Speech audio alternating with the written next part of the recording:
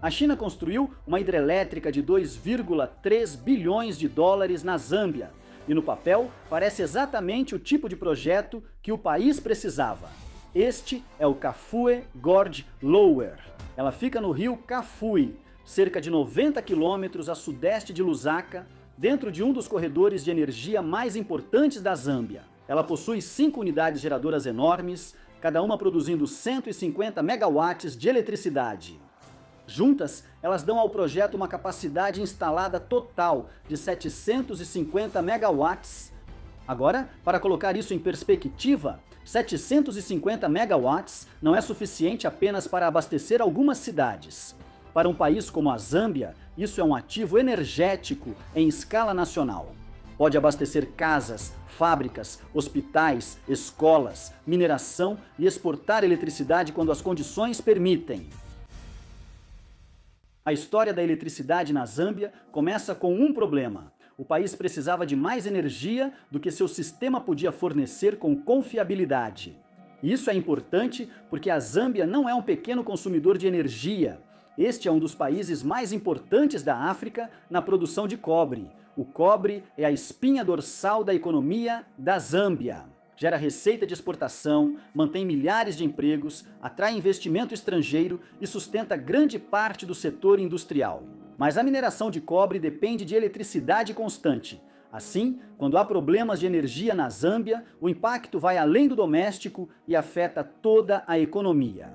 Por anos, a Zâmbia dependeu da energia hidrelétrica, o que inicialmente fazia sentido. O país tem grandes rios, vales profundos e algumas das melhores condições naturais para a energia hidrelétrica no sul da África. A energia hidrelétrica pode produzir grandes quantidades de eletricidade sem queimar carvão ou gás. Ela pode funcionar por décadas se os engenheiros fizerem a manutenção adequada. E comparada ao combustível importado, a água local parece ser uma fonte de energia mais barata e limpa. Mas há uma fraqueza: a energia hidrelétrica depende da chuva.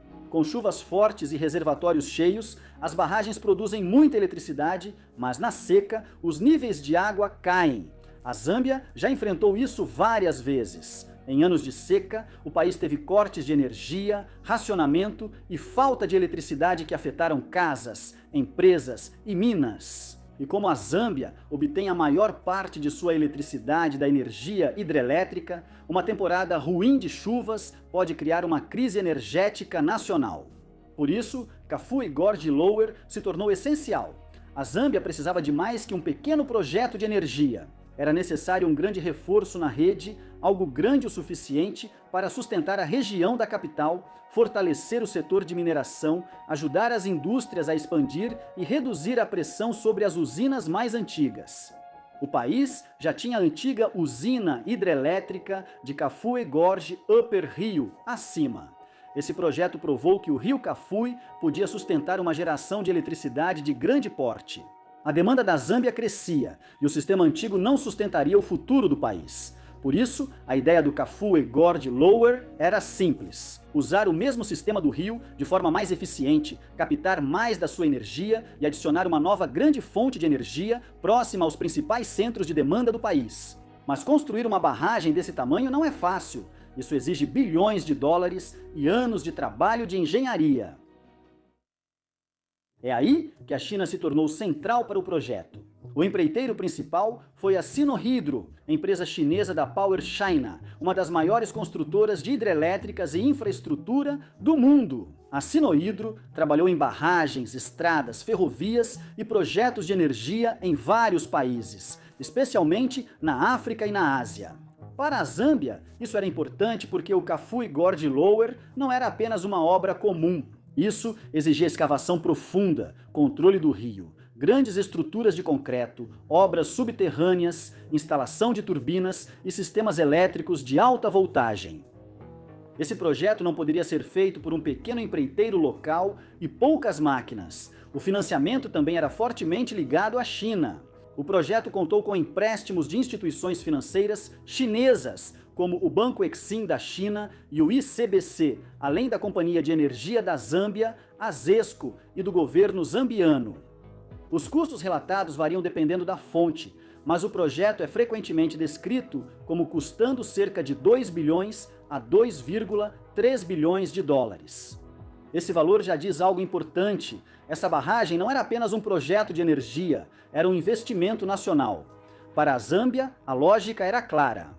Para o país crescer, era preciso mais eletricidade. As minas e indústrias dependiam da expansão da rede e de um fornecimento confiável para aumentar a produção. E se a Zâmbia quisesse se tornar um player mais forte em eletricidade no sul da África, precisava de mais capacidade de geração. Mas a pergunta que muita gente faz é a seguinte: por que a China? A resposta se resume a uma mistura de rapidez, escala, financiamento e experiência. Grandes barragens são caras. Governos africanos desejam construir usinas, ferrovias, estradas e portos, mas geralmente enfrentam um grande obstáculo: o financiamento. Credores tradicionais demoram anos para aprovar grandes pacotes de infraestrutura, e investidores privados evitam projetos ligados a estatais ou com longo prazo de reembolso. A China adotou outro modelo. Credores e empreiteiras chinesas podiam conceder grandes empréstimos e construir o projeto. Fornecedores chineses podiam entregar turbinas, geradores e sistemas elétricos. Engenheiros chineses já tinham experiência em hidrelétricas em terrenos desafiadores. Esse modelo pode avançar mais rápido que rotas tradicionais de financiamento. Kafue Gorge Lower não se tornou uma usina operacional rapidamente. Projetos desse porte seguem etapas que precisam estar alinhadas entre si. Se uma parte desacelera, todo o projeto pode ficar atrasado. A construção de Kafue Gorge Lower começou por volta de 2015 e desde o início esteve entre os maiores projetos de energia da Zâmbia. O objetivo era claro: construir uma nova usina hidrelétrica de 750 megawatts abaixo da antiga Kafue Gorge Upper e conectá-la à rede nacional, permitindo à Zâmbia adicionar um grande bloco de eletricidade. Mas o local dificultou o trabalho. O projeto ficava dentro de um desfiladeiro, não ao lado de uma estrada comum em campo aberto. Os trabalhadores precisavam primeiro criar condições adequadas e construir estradas de acesso para suportar equipamentos pesados. Precisavam de espaço para acampamentos, oficinas, pátios de armazenamento e produção de concreto. Tudo isso enquanto o rio Kafue continuava fluindo pela área. Construir um projeto hidrelétrico é uma das etapas mais difíceis. Uma estrada fecha-se por trechos, um prédio ergue-se por andares. Mas um rio não para quando os engenheiros chegam, então os construtores precisaram controlá-lo durante a obra. Eles precisaram proteger as áreas de trabalho de fluxos repentinos de água, remover rochas, despejar concreto, instalar equipamentos e garantir a segurança do projeto em diferentes condições climáticas. É aqui que a linha do tempo se torna importante. O primeiro grande momento aconteceu em 2021, quando a primeira unidade de 150 megawatts entrou em operação comercial. Isso significava que Kafue Gorge Lower não era mais apenas um projeto de construção. Ela havia começado a produzir eletricidade para a Zâmbia, mas uma unidade era só o começo. A usina tinha 5 unidades no total. Cada unidade acrescentava 150 megawatts.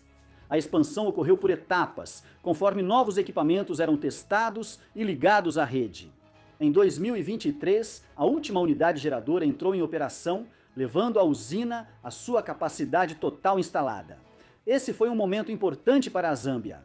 Após anos de construção, atrasos, desafios de engenharia e pressão financeira, o país finalmente tinha uma das maiores usinas de energia de sua história. Mas seu impacto não para na fronteira. A Zâmbia está em uma posição muito importante no sul da África. Ela faz fronteira com países como a República Democrática do Congo, Tanzânia, Malawi, Moçambique, Zimbábue, Botsuana, Namíbia e Angola. Essa geografia era importante porque a eletricidade nessa região da África nem sempre permanece em um só país. O sul da África tem uma rede regional de eletricidade chamada Southern African Power Pool. A ideia por trás disso é simples. Países interligam redes, comercializam eletricidade e se ajudam conforme a oferta e demanda variam. Se um país tem energia extra, ele pode vender eletricidade para outro país que precisa. Se um país enfrenta uma escassez, ele pode importar energia em vez de depender apenas de suas próprias usinas. Esse sistema é especialmente importante em regiões onde alguns países dependem da energia hidrelétrica e outros do carvão, gás, energia solar ou importações. A Zâmbia atua há tempos nesse sistema regional de energia. Então, um projeto como o Kafue Gorge Lower não só fortalece a rede elétrica doméstica da Zâmbia, mas também dá mais peso à Zâmbia dentro do mercado regional de eletricidade. Por isso, a frase fornecendo energia para toda uma região deve ser interpretada com cautela. Isso não significa que essa única barragem envia eletricidade para todas as casas do sul da África todos os dias. Isso seria um exagero. Isso significa que ela acrescenta um grande bloco de capacidade de geração ao sistema regional interligado. E quando um país adiciona 750 megawatts de capacidade de geração, isso muda o equilíbrio. Pode sustentar primeiro as próprias cidades e indústrias da Zâmbia. Ajuda a aliviar a rede nos picos de demanda e sustenta a mineração, especialmente onde há grande consumo de energia ligado à rede nacional. Quando as condições de fornecimento permitem, abre-se mais espaço para exportação de eletricidade, levando a uma das partes mais debatidas do projeto. Porque sim, Kafue Gorge Lower deu à Zâmbia um grande ativo energético, mas também veio com um preço enorme. A China ajudou a Zâmbia a construir um projeto que o país claramente precisava. A barragem ampliou bastante a capacidade de geração, criou uma base energética mais forte e deu à Zâmbia uma ferramenta para o crescimento industrial. Porém, a infraestrutura financiada pela China ainda exige planejamento financeiro cuidadoso. A Zâmbia ainda precisa gerenciar a dívida, operar corretamente a usina, manter os equipamentos, proteger o sistema fluvial e criar outras fontes de energia próximas. Então, a história não é tão simples como a China salvou a Zâmbia ou a China encurralou a Zâmbia. Isso só mostra como a infraestrutura moderna realmente funciona. Um país identifica uma grande necessidade.